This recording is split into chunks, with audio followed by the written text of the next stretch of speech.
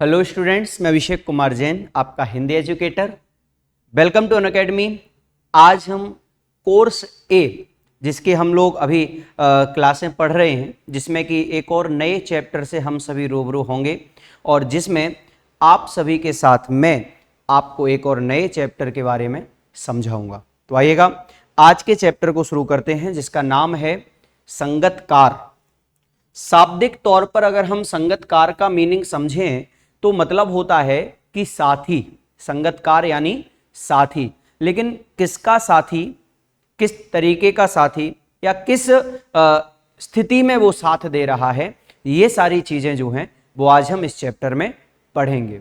यह चैप्टर मंगलेश डबराल नाम के कवि लेखक ने लिखा है और उनका जन्म, उनका किस तरह से लेखन कार्य रहा, उनके बारे में आज हम पढ़ेंगे। साथ ही उनके द्वारा लिखा गया जो यह संगतकार नाम का चैप्टर है, जो कि हमारी क्षितिज की कोर्स ए में आप लोगों को ये पढ़ाया जाता है और इसमें आप लोगों को पढ़ना है उस साथी के बारे में जो साथी चट्टान की तरह खड़ा हुआ रहता है और उस मुख्य धार को आगे बढ़ाने की कोशिश करता है, भले ही वह कितना ही अपने आप में टैलेंटेड हो अथवा ना हो। तो आइएगा आज हम पढ़ेंगे संगतकार के बारे में, जो कि मंगलेश डबराल ने यह लिखा है।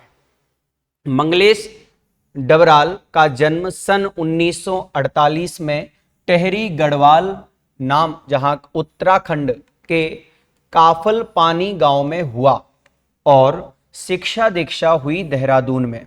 दिल्ली आकर हिंदी पैट्रियट प्रतिपक्ष और आसपास में काम करने के बाद वे भोपाल में भारत भवन से प्रकाशित होने वाले पूर्व ग्रह में सहायक संपादक हुए, असिस्टेंट एडिटर रहे।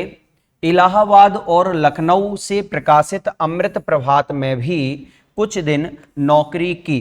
कहने का मतलब ये है कि मंगलेश डबराल साहब जो हैं उन्होंने संपादन का कार्य अधिक किया। संपादन का मतलब मैंने आप लोगों को ऑलरेडी पहले बता दिया है कि अधिकतर जो लेखक हुए हैं वो लेखक अपनी भाषा को और अच्छा बनाने के लिए जो है वो अपने संपादन का कार्य किया करते हैं, एडिटर का काम करते हैं। चूंकि वह एडिटर का कार्य अधिकतर जो है पत्रिकाओं में होता है, अखबारों में होता है, तो वहां पर इन्होंने यह काम ज्यादातर किया। सन 1983 में जनसत्ता अखबार में साहित्य संपादक का पद संभाला। देखें, जनसत्ता नाम का जो अखबार आता था वो बहुत प्रचलन में रहा उस समय पर और सन 1983 में ही इन्होंने उसमें सह संपादक का कार्य किया। कुछ समय सहारा समय में संपादन कार्य करने के बाद वे नेशनल बुक ट्रस्ट से जुड़ गए। इनका निधन 2020 में हुआ। जन्म 1948 और निधन 2020 में हुआ, ऐसा माना जाता है।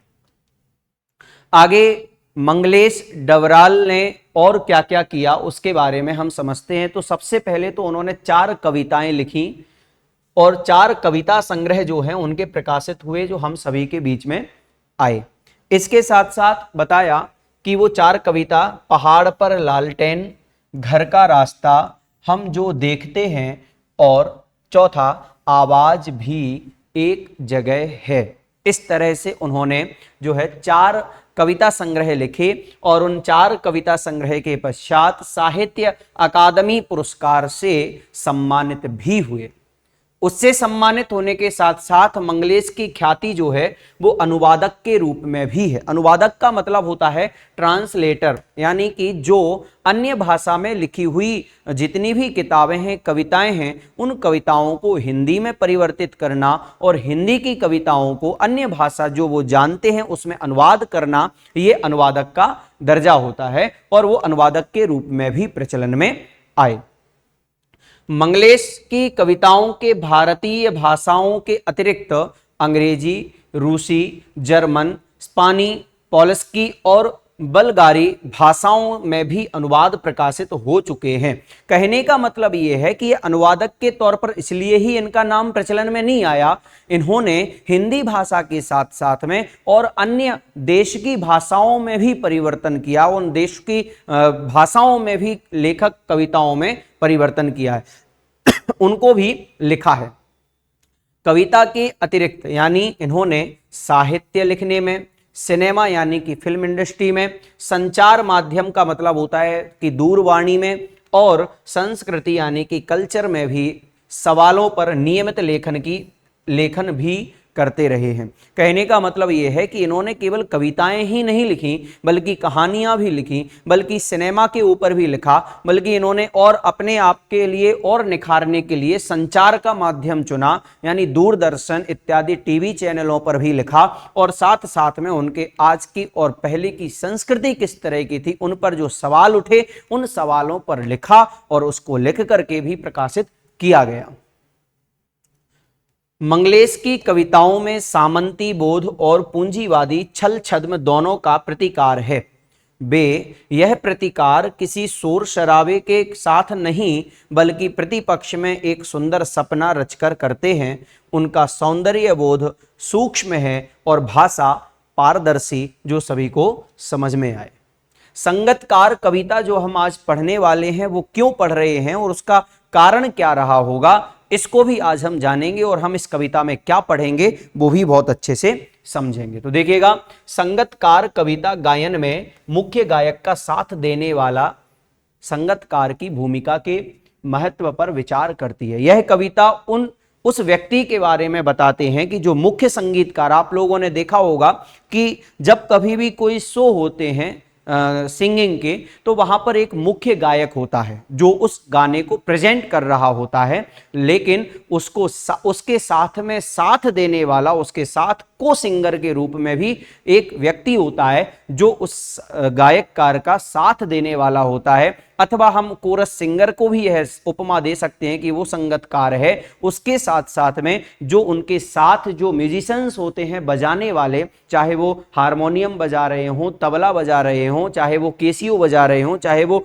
ऑर्गन प्ले कर रहे हों, और चाहे वो बांसुरी बजा रहे हो, कोई भी वाद्य यंत्र बजाने वाला क्यों ना हो, वो भी एक संगीतकार मुख्य गायक के लिए साथ देने वाला होता है, इसलिए उसको भी एक साथी के तौर पर माना गया है। और उन लोगों के ऊपर ये विचार किया गया है कि वो भी एक इसका हिस्सा है, इस बात पर बताने के लिए कविता लिखी गई है। दृश्य माध्यम की प्रस्तुतियों जैसे नाटक, फिल्म, संगीत, नृत्य के बारे में तो यह सही है। हम समाज और इतिहास में भी ऐसे अनेक प्रसंगों को देख सकते हैं जहां नायक की सफलता में अनेक लोगों की महत्वपूर्ण भूमिका निभाई हुई होती है। नायक जरूरी नहीं है कि वो स्टंट कर रहा हो फिल्म में जो हमें दर्शाया जाता है, बल्कि ये भी हो सकता है कि स्टंटमैन कोई दूसरा हो लेकिन उसके साथ साथ जो है अन्य कोई दूसरा व्यक्ति हो। तो इस तरह से भी यहां पर बताया है। कविता हमें यह संवेदनशीलता विकसित करती है कि उनमें से प्रत्येक का अपना अपना महत्व है और उनका सामने ना आना उनकी कमजोरी नहीं, मानवीयता है। संगीत की सूक्ष्म समझ और कविता की दृश्यात्मकता इस कविता को ऐसी गति देती है मानो हम इसे अपने सामने घटित होता देख रहे हैं। अब हमें ऐसा लगेगा कि हम इस कविता को पढ़ते समय कि हमारे सामने ही ये घटित हो रही है। तो जो है कि संगीतकार के साथ में जो कार्य करने वाले जितने भी लोग होते हैं उनको संगतकार कहा, और उसी चीज को यहां आगे बता रहे हैं। तो देखिएगा, चलते, यह एक कविता है जिसको इन्होंने 3 भागों में विभाजित किया है। वह अपनी गूंज, देखें यहां तक एक काव्य हुआ, इसके बाद देखें मैं कलर बता देता हूं आपको, यहां तक, इसके बाद में ये दूसरा वाला काव्य है जिसको हम इसके बाद पढ़ेंगे। तो समझते हैं कि किस तरीके से जो है संगतकार अपनी भूमिका को अदा करता है उस संगीतकार के साथ में, उस नायक के साथ में, और हर एक उस इंसान के साथ जो एक मुख्य कार्य कर रहा होता है, लेकिन उसको सपोर्ट करने वाले कितने लोग होते हैं, उस बात को यहां बताया जाएगा। पढ़ते हैं। मुख्य गायक के चट्टान जैसे भारी स्वर का साथ देती वह आवाज सुंदर कमजोर कांपती हुई थी। वह मुख्य गायक का छोटा भाई है या उसका शिष्य, या पैदल चलकर सीखने आने वाला दूर का कोई रिश्तेदार। मुख्य गायक की गरज में अब अपनी गूंज मिलाता आया है प्राचीन काल से। कहने का मतलब यह है, मंगलेश डबराल साहब जो हैं वो संगीतकार के लिए नहीं कह रहे हैं। हम लोग क्या देखते हैं कि जो सिंगिंग करने के लिए हम बुलाते हैं जिसके लिए, उसको हम ज्यादा महत्व देते हैं, बल्कि वो कुछ भी नहीं है उसके अलावा, सिर्फ अगर ये म्यूजिशियंस जो उनके साथ को सिंगर हैं वो ना हो तो। इसलिए इन दोनों का जो ताल है, इन दोनों का ताल हमेशा बना रहना चाहिए। इसलिए ये गीत, यह कविता यहां लिखी गई है। तो देखते हैं, कहा कि मुख्य गायक के चट्टान जैसे, यानी कहा कि कोई संगीतकार जो मुख्य गायक है, जो अपने सुर ताल से सबको रिझा रहा होता है, ऐसे मुख्य गायक के साथ देने वाला जो होता है वो संगतकार है। और इस कविता में इसी संगतकार पर प्रकाश डाला गया है। जब कोई मुख्य गायक गा रहा होता है और गाते गाते साथ देने वाला जो एक, जैसे मुख्य गायक के चट्टान जैसे भारी स्वर, यानी जब उसका स्वर अधिक भारी होने लग जाता है, तब उसके साथ में साथ देने वाली एक जो पीछे से आवाज सुंदर सी आती है, उस कमजोर और कांपती हुई सुंदर आवाज को ही संगतकार कहा जाता है। और वह आवाज कोई दूसरी ही नहीं, वह मुख्य गायक का एक छोटा भाई बनकर के सामने आता है। अथवा कहा जा सकता है कि उस बड़ी हुई भारी आवाज को अच्छा बनाने के लिए जो एक सुंदर सी आवाज आती है पीछे से, हो सकता है कि वही उसका कोई शिष्य हो जो उसके साथ गा रहा होता है। कहने का मतलब यह है, आप लोगों ने देखा होगा कि जब कभी संगीतकार गा रहा होता है तो गाते गाते उसकी सुर जो है ताल ऊपर खींचने लगते हैं, और खींचते खींचते अगर वो टूटने लग जाए तो एक पीछे से ऑर्गन प्लेयर, एक पीछे से कोरस सिंगर अपनी आवाज लगा करके उसको और अच्छा मधुर बना देता है।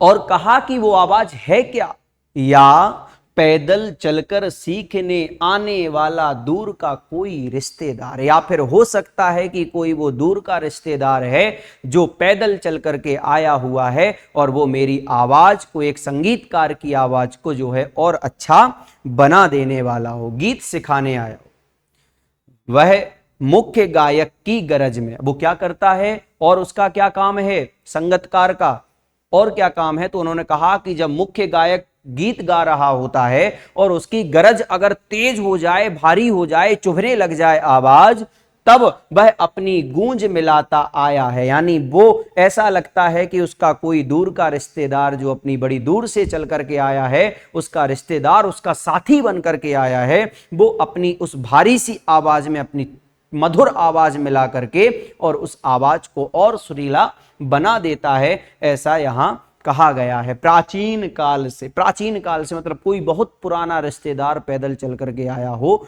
और ऐसा लगता है कि उसकी गरज जैसी आवाज में अपनी गूंज मिलाता आ गया हो, ऐसा यहां बताया गया है। तो कोई लंबे समय से कोई ऐसा रिश्तेदार जो पैदल चल करके आया है।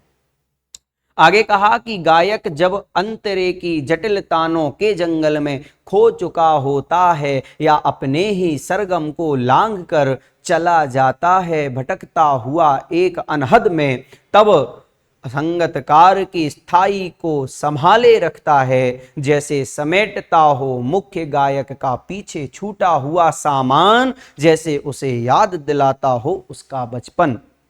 और कहा जब वह नौसिखिया था, उस बात पर एक विशेष तौर पर यहाँ पर एक जवाब दिया गया है कि जो नौसिखिया होता है, एक जो नया नया सीखने वाला इंसान होता है, नया नया सिंगर बना हुआ होता है, तो उसके लिए भी जो है वो आगे बढ़ने की प्रेरणा देता है और वो उस समय भी उसके साथ रहता है। तो आइएगा इसी बात को आज हम समझेंगे। तो कहा कि गायक जब अंतरे की, अंतरा कहलाता है जहां पर गाना स्टार्ट होता है और गाना गाने के बाद जब 2 लाइन हो जाए, मुखड़ा हो जाने के बाद में जब उसका एक अंतरा आता है, जब उसकी लाइनिंग आती है, बिल्कुल जो बंद आता है 4 लाइन या 3 लाइन का, उसको अंतरा कहते हैं। या गीत का जो पहला चरण, दूसरा चरण, तीसरा चरण होता है उसको अंतरा कहा जाता है। जैसे मान लीजिए कि अगर 10 लाइनों का अगर कोई भजन या कोई गीत है तो उसमें ऊपर की 2 लाइन मुखड़ा होता है और नीचे की तीसरी लाइन से छठी लाइन तक जो है अंतरा होता है। फिर दोबारा से उसी को रिपीट किया जाता है, फिर अंतरा शुरू होता है, फिर रिपीट किया जाता है, फिर अंतरा शुरू होता है। तो इस तरह से जो अंतरा होता है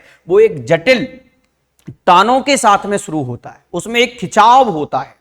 जब कोई सिंगर उस भजन को, उस गीत को गाता है, कविता को गाता है या गाने को गाता है, तो उसका जो खिंचाव होता है वो बहुत जटिल होता है और अंतरे के जटिल, ऐसे अंतरे के तान के जंगल में खो चुका होता है।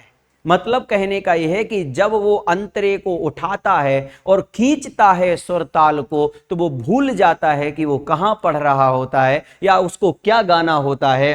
तब अपने ही सरगम को लांग कर वो खो चुका होता है, वो खो देता है, भूल जाता है कि वो कहां गा रहा होता है। तब जा करके अपने ही सरगम को जब लांग करके चला जाता है, भटक जाता है, भूल जाता है, तो पीछे से ही एक आवाज आती है ऑर्गन प्लेयर की, जो उसे याद दिलाता है एक अनहद में, एक गीत में, एक आवाज में वो याद दिलाता है। तब संगतकार ही उस भटके हुए अस्थाई संगीतकार को स्थाई को संभाले रहता है, वो स्थाई होने पर संभाल देता है। जहां से छूटा हुआ था वहीं पर उसको ला करके खड़ा कर देता है। तो कहने का मतलब केवल यहां पर यह है कि मुख्य पंक्ति के बाद जब वह अपने सुर से विचलित हो जाता है, तो विचलित होने के बाद जब वो पुनः अपने सुर में लाने के लिए जो आवाज पीछे से आती है, वो होता है एक संगतकार, जिसका असर, जिसके लिए आज दुनिया याद नहीं करती है। वो कोरस सिंगर, वो पीछे बजाने वाले वाद्य यंत्र, उनको कोई नहीं याद रखता, बल्कि जो अनहद नाद के कारण से ये याद दिलाता है कि अब तुम यहां गा रहे हो, यहीं पर चलना है, ऐसे स्थायी बनाता है। ऐसा होता है संगतकार। और आगे कहा वो क्या करता है, जब वो भूल जाए, भटक जाए, तो उसको वापस लाने के लिए किस तरीके से वो समेटता है। तो कहा कि तब संगतकार ही उसे स्थायी होता है और संभाल करके देता है। जैसे समेटता हो मुख्य गायक का पीछे छूटा हुआ सामान। मानो ऐसा लगता है कि वो मुख्य गायक, वो मुख्य संगीतकार अपना कुछ सामान पीछे छोड़ करके आ गया हो और उसे पीछे से समेटता हुआ जो है आ रहा हो, वो होता है संगतकार। जैसे उसे याद दिलाता हो उसका बचपन, ऐसा लगता है कि मानो वो अपने बचपन पे चला गया हो। और वो बचपन में जाने के बाद किस तरीके का होता है, तो आगे बताया कि जब तक नौसिखिया था, जब वह नौसिखिया था, जब उसने नया नया संगीत सीखा था, वो उस दौर पर चला जाता है और तभी संगतकार आकर के उसको उसी स्थायी भाव में ला करके खड़ा कर देता है जहां वो अपने सिंगिंग को गा रहा होता है। तो कहने का अभिप्राय केवल यहां पर यह है कि हम उस संगतकार के बारे में पढ़ रहे हैं जिसने कुछ ना हो करके भी सब कुछ कह दिया, सब कुछ कर दिया। ऐसे संगतकार के बारे में हम आज पढ़ रहे हैं। और अब यहां से तीसरा वंद शुरू होता है इस कविता का, जो कि यहां से स्टार्ट होगा और इस लाइन से स्टार्ट होकर के लास्ट तक चलेगा। और उन्होंने कहा कि तार सप्तक में जब बैठने लगता है उसका गला, प्रेरणा साथ छोड़ती हुई उत्साह अस्त होता हुआ, आवाज से राख जैसा कुछ गिरता हुआ, तभी मुख्य गायक को ढांढस बंधाता कहीं से चला आता है संगतकार का स्वर। कभी कभी वह यूं ही दे देता है उसका साथ, यह बताने के लिए कि वह अकेला नहीं है और यह कि फिर से गाया जा सकता है गाया जा चुका राग और उसकी आवाज में जो एक हिचक साफ सुनाई देती है या अपने स्वर को ऊंचा ना उठाने की जो कोशिश है उसे विफलता नहीं, उसकी मनुष्यता समझना चाहना चाहिए। तो बहुत अच्छी पंक्तियां हैं, हम इसको अगर अपनी लाइफ में भी अगर लाएं तो ये बहुत अच्छी है। केवल संगतकार के लिए ये शब्द नहीं है, हर एक उस इंसान के लिए ये शब्द हैं कि जो अपने आप को प्रतिभाशाली समझता हुआ भी जो दूसरों के लिए सपोर्ट करता है वो होता है सबसे बड़ा मनुष्य। कोर्स बी में एक चैप्टर आया था मनुष्यता नाम का, और उसी मनुष्यता पर जो उपकार किया गया है, उस मनुष्यता को जो बरकरार करके रखता है वो वास्तव में एक मनुष्य के तौर पर देखा जाता है। वो ही एक इंसान जो उदारवादी इंसान कहलाता है, उन्हीं के बारे में जो है यहाँ बताया गया है। तो आइएगा इस और एक और अंतरे को हम समझते हैं कि तार सप्तक में जब बैठने लगता है उसका गला, तार सप्तक का मतलब होता है कि जब वो 7 स्वरों से चलता हुआ जब उसका गला खिंच जाता है, और उसका गला बैठने का मतलब है कि जब गले से आवाज नहीं निकलने पाती है तो प्रेरणा साथ छोड़ती हुई, यानी उसके लिए जो प्रेरित कर रहा होता है वो भी गला कंठ जो साथ छोड़ देती है, उत्साह उसका अस्त होने लगता है। जिस उत्साह से वो गा रहा होता है वो उसका अस्त होने लग जाता है और आवाज इस तरह से हो जाती है कि मानो राख जैसा कुछ उसके आवाज से गिर रहा होता है। तभी जब वो इतने सब कुछ में होते हुए भी तभी अचानक से मुख्य गायक को ढांढस यानी कि मजबूती देता हुआ, उसके लिए एक दिलासा देता हुआ सा आगे बढ़ता है। कौन? एक संगतकार। पता नहीं कहां से चला आता है एक संगतकार का स्वर जो पीछे से ये कहते हुए आता है। जैसे मान लीजिए कि एक संगीतकार बहुत अच्छा सिंगर है, बहुत अच्छा गाना गाता है, और गाते गाते उसने इतना सुर साध लिया कि वो भूल गया कि वो कहाँ गा रहा था, और उसका गला इतना ज्यादा खिंच जाता है कि वो बिल्कुल अपनी आवाज को बिल्कुल कम कर देता है, आवाज समझ में नहीं आने पाने लग जाती है।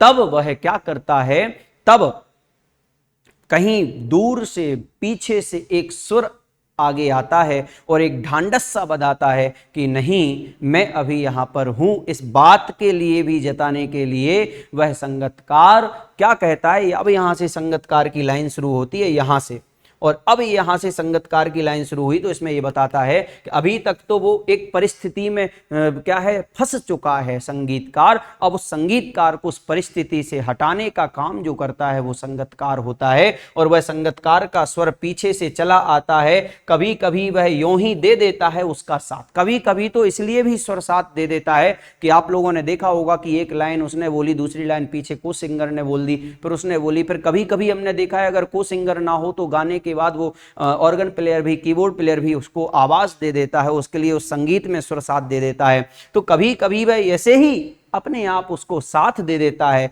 और यह बताने के लिए, क्या बताने के लिए, कि अभी वह अकेला नहीं है। वो मुख्य गायक भले ही और मैं को सिंगर भले ही हूं, लेकिन मैं भी अभी तुम्हारा साथ दे रहा हूं।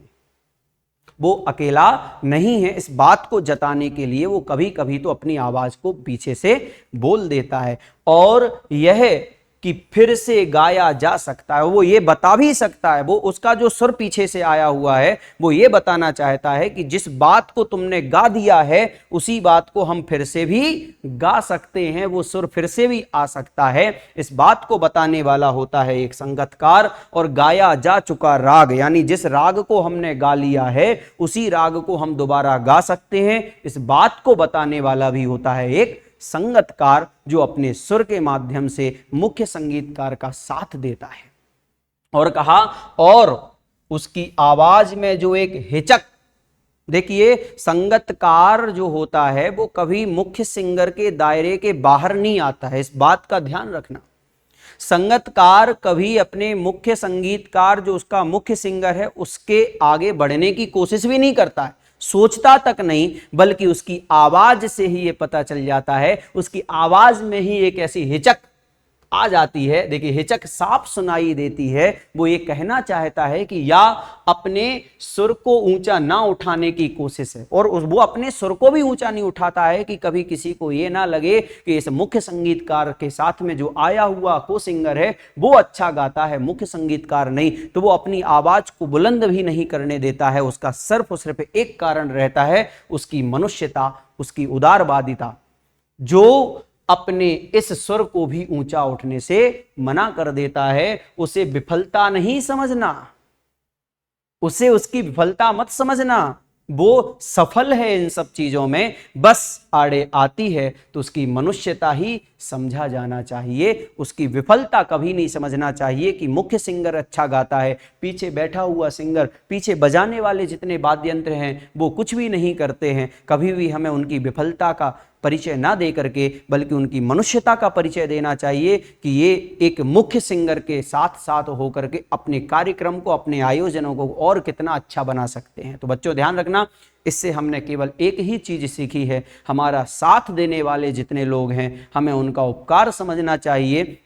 कभी ये नहीं कहना चाहिए कि तुमने ऐसा किया ही क्या था, सब कुछ करने वाला तो मैं ही था। तो हर एक इंसान का हर एक जगह पर एक अपना रोल होता है, जो अपने रोल को वो प्ले कर रहा होता है। बस अंतर इतना होता है कि हम अपने अभिमान के कारण उसके रोल को पहचान नहीं पाते हैं, उस अभिनय को नहीं पहचान पाते हैं। इसलिए चाहे वो संगीतकार हो चाहे वो संगतकार हो, दोनों में एक आपसी मेल मिलाप बना रहे तो दोनों एक ऊंचाइयों को छू सकते हैं, और अगर नहीं बना रहेगा तो दोनों अपनी ही होड़ पे लगे रहेंगे, ना ये सफल हो पाएगा ना ये सफल हो पाएगा। इसलिए कहा गया है कि संगतकार को उसका साथ तब तक देना है जब तक वो स्वयं मुख्य गायक ना बन जाए, क्योंकि एक अच्छे संगतकार का एक उदाहरण है, अच्छा संगतकार वही कहलाता है जो अपने मुख्य सिंगर का साथ दे, मुख्य जो गायककार है उसका साथ दे। तो इससे हमें यही सीख मिलती है। तो आइएगा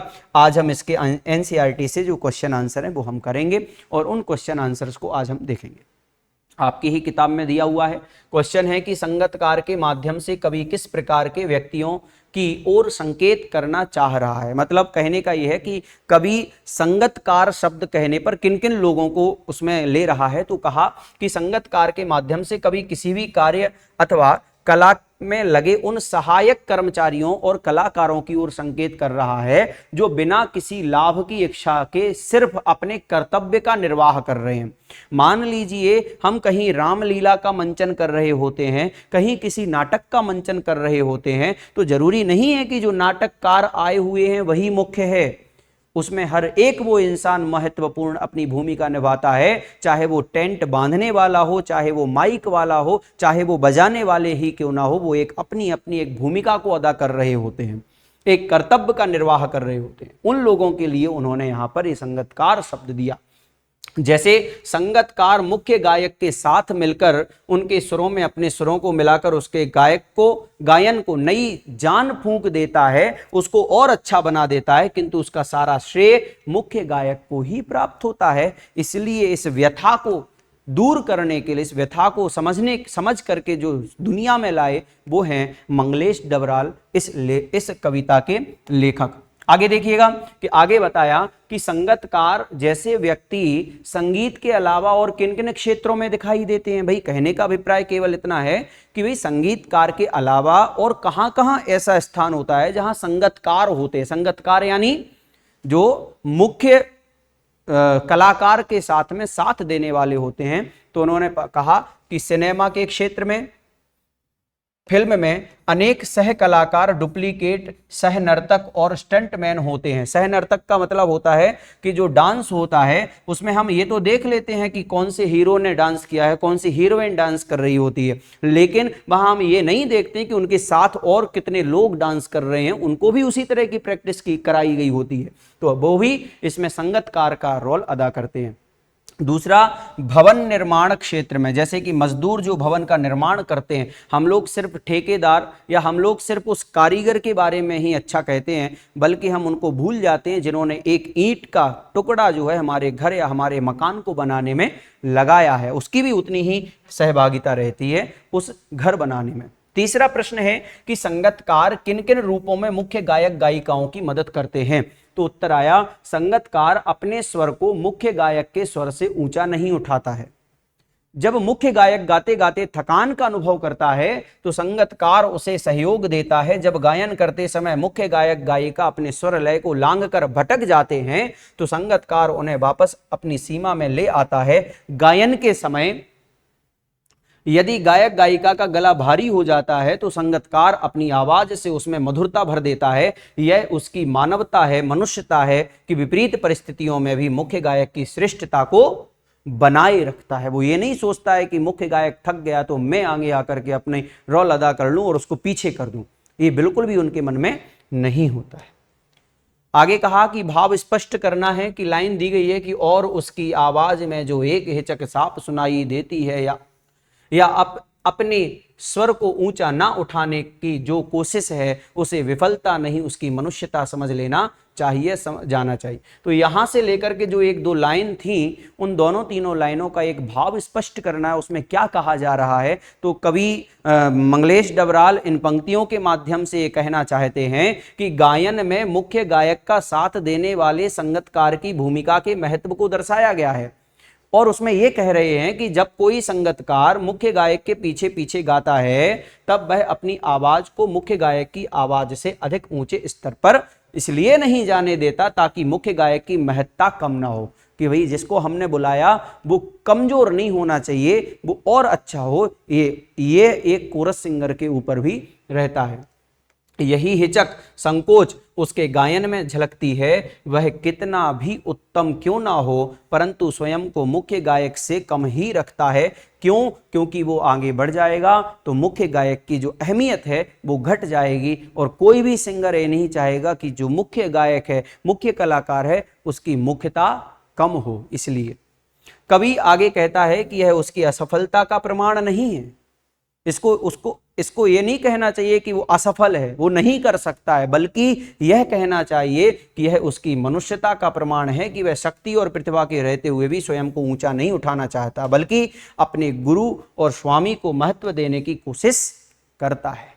इस बात पर बहुत अच्छा हमें विचार करना है और अपने जीवन में जितना हो सके उसको उतारना भी है, क्योंकि ये बात जो है हर उस इंसान के लिए है जो अपना रोल करते हैं, प्ले करते हैं, अपनी बात को रखते हैं, लेकिन किनकी बदौलत रख पा रहे हैं, किनकी बदौलत वो कार्य कर पा रहे हैं, इस बात को कभी भी नहीं भूलना चाहिए। किसी भी क्षेत्र में प्रसिद्धि पाने वाले लोगों को अनेक लोग तरह तरह से अपना योगदान देते हैं।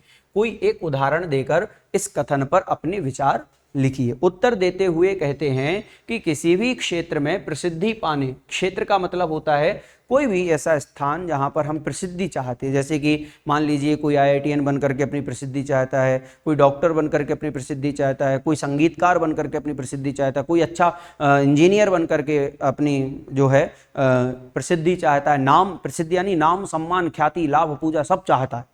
तो यहाँ कहा कि प्रसिद्धि पाने वाले लोगों को अनेक लोग तरह तरह से योगदान देते हैं। जैसे प्रसिद्ध गायक गायिका जब प्रसिद्धि प्राप्त करते हैं तो उसमें एक संगीत निर्देशक, गीतकार, तकनीकी साउंड डालने वाले, वाद्य यंत्र बजाने वाले, संगीतकार, निर्माता, उनकी सुविधाओं का ध्यान रखने वाले एवं प्रशंसा का वातावरण बनाए रखने वाले प्रत्येक व्यक्ति का महत्वपूर्ण हाथ होता है। अतः किसी भी प्रसिद्ध व्यक्ति के पीछे उसके सहायकों का भरपूर योगदान होता है। जैसा कि मैंने अभी इसी कक्षा में आपको इसके पहले बताया था कि मात्र और मात्र महत्वपूर्ण यह नहीं है कि संगीतकार कितना अच्छा गा रहा है, सिंगर कितना अच्छा गा रहा है। महत्वपूर्ण इस बात से है कि वो कैसे गा पा रहा है, उसका साथ कौन दे रहा है, उसका माइक, उसका वाद्य यंत्र, उसके गाने को लिखने वाला वो लेखक भी उतना ही महत्वपूर्ण भूमिका निभाता है, उसके साथ पीछे गाने वाला को सिंगर भी इतना ही महत्व निभा रहा होता है। तो हम सभी उन महत्वपूर्ण भूमिका निभाने वाले लोगों के बारे में भी सोचें, केवल और केवल उनके बारे में नहीं जिसको हमने बुलाया है। तो बच्चों ध्यान रखना, आज इस चैप्टर से हमने बहुत कुछ नई चीज़ें भी सीखी हैं और उन नई चीज़ों में सबसे बड़ी चीज़ तो यह है कि हमारा साथ देने वाला कौन है उसका हमें कभी उपकार नहीं भूलना चाहिए, चाहे वो हमारे खुद के माता पिता, मित्र या कोई और भी कोई इंसान ही क्यों ना रहा हो, गुरु ही क्यों नहीं रहा हो, हमें उनके प्रति उतना ही कृतज्ञ बना रहना चाहिए, क्योंकि हम जो बोल पा रहे हैं, हम जो कर पा रहे हैं, हम जिस हाल में हैं उस हाल तक पहुंचाने वाला हमारा कोई एक अपना है जिसके लिए हम नज़रअंदाज कर देते हैं। ज़रूरत होती है कि उस नज़रअंदाज किए हुए व्यक्ति के लिए उतना तवज्जो देना, महत्वपूर्ण समझना कि जो उसके काबिल है। तो आज इस चैप्टर में हमने इन्हीं सब बातों पर ध्यान देते हुए ऐसे संगतकार के बारे में समझा। संगतकार केवल संगीत की दुनिया के लिए नहीं बल्कि उन सभी क्षेत्रों पर उस सभी दुनिया के लिए है जो हर एक कार्य को करने में समर्थ होता है। तो हमें यहाँ पर इन सभी बातों को ध्यान में रखते हुए इस चैप्टर की अच्छे से तैयारी करनी है और आगे अपनी पढ़ाई को और अच्छा बनाने के लिए आगे के चैप्टर को भी हम इसी तरह समझेंगे और मिलेंगे एक और नए चैप्टर के साथ में। धन्यवाद। Let's crack it.